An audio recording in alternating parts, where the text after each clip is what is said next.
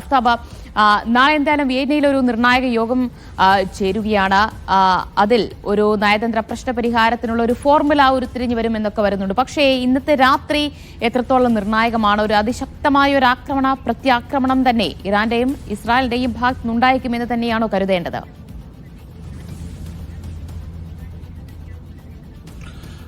ആക്രമണം സംബന്ധിച്ചാണെങ്കിൽ കഴിഞ്ഞ 2-3 ദിവസങ്ങളിൽ നമ്മൾ ആക്രമണത്തിന്റെ ഒരു സ്വഭാവം പരിശോധിച്ചു കഴിഞ്ഞാൽ കഴിഞ്ഞ 2 തവണയായി കഴിഞ്ഞ 2 ദിവസമായി ഇറാൻ നടത്തിയ ആക്രമണമല്ല ഇന്നുണ്ടായത്. കാരണം കഴിഞ്ഞ 2 ദിവസമായി ഇറാൻ ഏറെക്കുറെ ആക്രമണം കുറച്ച മട്ടിലായിരുന്നു ഉണ്ടായിരുന്നത്. ഇന്നിപ്പോൾ വീണ്ടും ഹൈപ്പർസോണിക് ബാലിസ്റ്റിക് മിസൈലുകൾ ഇറാൻ അയച്ചിട്ടുണ്ട്. അതിന് പ്രധാനപ്പെട്ട കാരണമായത് ഇന്നലെ രാത്രി ഇറാനിൽ നടന്ന കനത്ത ആക്രമണമാണ്.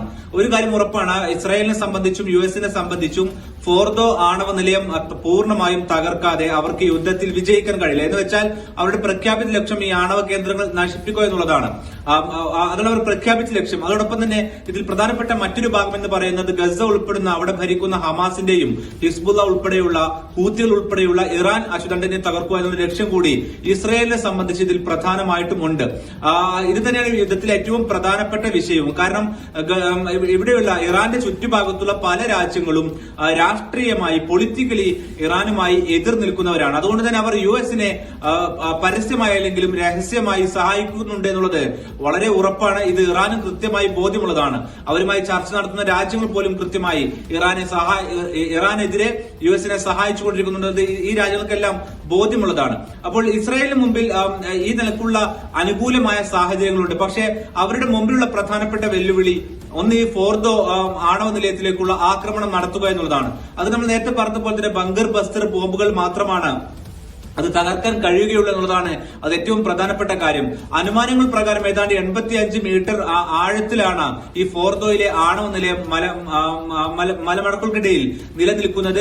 മാത്രമല്ല അതിലേക്ക് ഒറ്റ ബോംബ് കൊണ്ട് എത്തുക സാധ്യമല്ല എന്നുള്ള ബോധ്യം യുഎസിനുമുണ്ട്, ഒപ്പം തന്നെ ഇസ്രായേലിനുമുണ്ട്. അതുകൊണ്ട് അവർക്ക് കൃത്യമായൊരു പ്ലാൻ അത് സംബന്ധിച്ചുണ്ട്. അതിന്റെ വിശദാംശങ്ങൾ നേരത്തെ പുറത്തു വന്നതാണ്.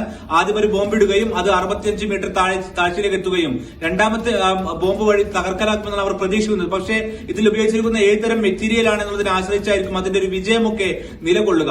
പക്ഷെ അതിനേക്കാളൊക്കെ വളരെ പ്രധാനപ്പെട്ടതും ചലഞ്ചിങ്ങുമായിട്ടുള്ള യുഎസിന്റെയും ഇസ്രായേലിന്റെയും മുമ്പിലുള്ള ഇത് സംബന്ധിച്ച വെല്ലുവിളി എന്ന് പറയുന്നത് ഇൻ കേസിൽ ഇത് തകർത്തു എന്ന് തന്നെ കരുതുക. പക്ഷേ ഇറാനെ സംബന്ധിച്ചിടത്തോളം നിലവിൽ തന്നെ എങ്ങനെയാണ് ആണവായുധം ഉണ്ടാക്കണം എന്നുള്ള ഒരു ചിത്രം അവർക്ക് മുമ്പിലുണ്ട്.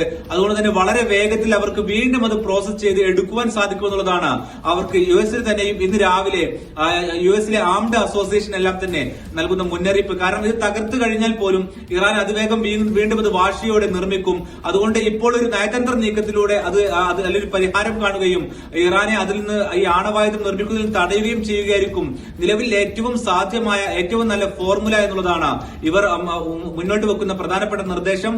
അതുകൊണ്ട് തന്നെ ഇനിയുള്ള മണിക്കൂറുകളിൽ ഏതെല്ലാം രൂപത്തിൽ ഇത് ഉരുത്തിരിഞ്ഞു വരുമെന്നതിനെ ആശ്രയിച്ചായിരിക്കും ഇനിയുള്ള ആക്രമണങ്ങളും ഒപ്പം തന്നെ പ്രത്യാക്രമണങ്ങളും നടക്കുക. ഇറാനുമേൽ കനത്ത ആക്രമണം നടത്തുവാനും ഒപ്പം തന്നെ അവരുടെ പ്രതിരോധ സംവിധാനങ്ങൾ പ്രത്യേകിച്ച് മിസൈൽ പ്രതിരോധ സംവിധാനങ്ങൾ നിലവിലിപ്പോൾ ഇറാനിലായാലും ഇസ്രായേലിലായാലും വിവിധ രാജ്യങ്ങൾ അവരവരുടെ പൗരന്മാരെ അവിടെ നിന്ന് സ്വദേശത്തേക്ക് കൊണ്ടുപോവുക, അവിടെ നിന്ന് ഒഴിപ്പിക്കാനുള്ള നീക്കങ്ങളാണോ സജീവമാക്കിയിട്ടുള്ളത്?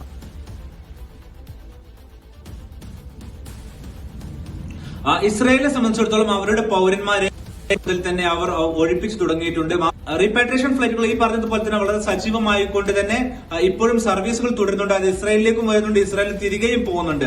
ഇറാന്റെ സ്ഥിതി അതല്ല. ഇറാനിൽ കുടുങ്ങിയവരെ പുറത്തെത്തിക്കുന്നതാണ് വളരെ പ്രധാനപ്പെട്ട പ്രശ്നം. കാരണം ഇറാന്റെ വ്യോമ മേഖലയിൽ വളരെ സജീവമായിക്കൊണ്ട് ഇസ്രായേലിന്റെ ഡ്രോണുകളും ഒപ്പം തന്നെ ഫൈറ്റർ ജെറ്റുകളും സജീവമായിട്ട് നിലനിൽക്കുന്നുണ്ട്. അത് ഇറാനെ സംബന്ധിച്ച് വളരെ പ്രധാനപ്പെട്ട വെല്ലുവിളിയാണ്. ഇറാനകത്ത് കുടുങ്ങിയ ഇന്ത്യക്കാരെ പുറത്തെടുക്കുന്നതിന് പോലും അതാണ് ഏറ്റവും പ്രധാനപ്പെട്ട വെല്ലുവിളിയായി നിലനിൽക്കുന്നത്. അവർ ഇറാഖ് വഴിയും മറ്റുമാണ് ഇന്ത്യയിലേക്ക് മടങ്ങുവാനുള്ള നീക്കങ്ങൾ നടത്തുന്നത്. കാരണം ഇറാഖിലേക്ക് ഇന്ത്യക്കാർക്ക് നേരിട്ട് വിസ ലഭിക്കാത്ത സാഹചര്യം നിലവിലുണ്ട്. അതിന് ഒമാന്റെയും മറ്റും പ്രത്യേക സഹായത്തോടു കൂടിയാണ് വിസകൾ ഇഷ്യൂ ചെയ്യുന്നതും അവരെ പുറത്തെത്തിക്കുന്നതും. ഈ തരത്തിലാണ് നിലവിൽ ഇവരെ അവിടെ കുടുങ്ങിയ ആളുകളെ പുറത്തെത്തിക്കാനുള്ള ശ്രമം നടക്കുന്നത്. ഇസ്രായേലിലുള്ള ജനങ്ങളെ സംബന്ധിച്ചിടത്തോളം അവരുടെ ഏറ്റവും പ്രധാനപ്പെട്ട വെല്ലുവിളി എന്ന് പറയുന്നത് കഴിഞ്ഞ കുറെ ദിവസങ്ങളായി അവർ ബങ്കറുകളിൽ കഴിയുന്ന സാഹചര്യമുണ്ട്. പലരും അവിടുന്ന് പുറത്തു വരച്ച ദൃശ്യങ്ങൾ പ്രകാരം അവർ ബങ്കറുകൾക്ക് താഴെ ഓരോ കെട്ടിടങ്ങൾക്ക് താഴെയും ഒരുക്കിയിട്ടുള്ള ബങ്കറുകളിൽ ഇവർ പ്രത്യേകം ടെന്റുകൾ ഒരുക്കുകയും അതിൽ താമസിക്കുകയുമാണ് ചെയ്യുന്നത്.